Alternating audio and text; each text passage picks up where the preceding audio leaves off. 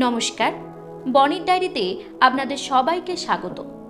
বছরের শুরুতেই বড় চমক দিলেন অহনা দত্ত। তার প্রেম জীবন নিয়ে আলোচনা ছিল বহুদিন ধরে।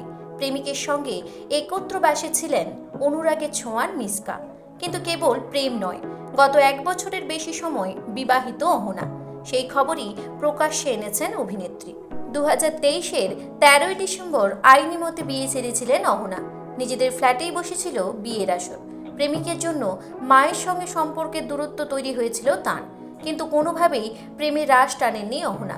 আর এবার গর্বের সঙ্গে বিয়ের কথা ঘোষণা করলেন অভিনেত্রী। সমাজ মাধ্যমে ঘরোয়া বিয়ের নানান মুহূর্তের একটি ভিডিও ভাগ করে নিয়ে অহনা লেখেন, প্রায় 1 বছর আগে আমরা আইনি মতে বিয়ে করি। একটা 650 বর্গফুটের ভাড়া বাড়িতে আমাদের বিবাহ বাসর বানাই এবং সঙ্গে থাকে দীপঙ্করের পরিবারের সকলে। ওর মা তখন জীবিত এবং উনি সেই দিন সবচেয়ে বেশি আনন্দে কেঁদেছিলেন। তার সঙ্গে ছিল আমাদের বৃহত্তর পরিবার মেঘনাদি এবং শুভদা এবং তাদের মা বাবারা।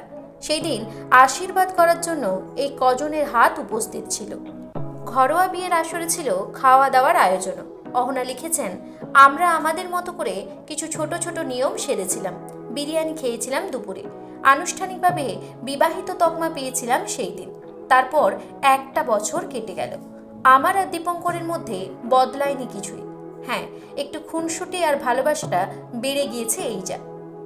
এই বিষয়ে আপনাদের কি মতামত তা অবশ্যই কমেন্ট করে জানাবেন।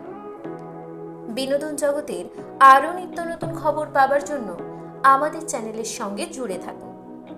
ধন্যবাদ।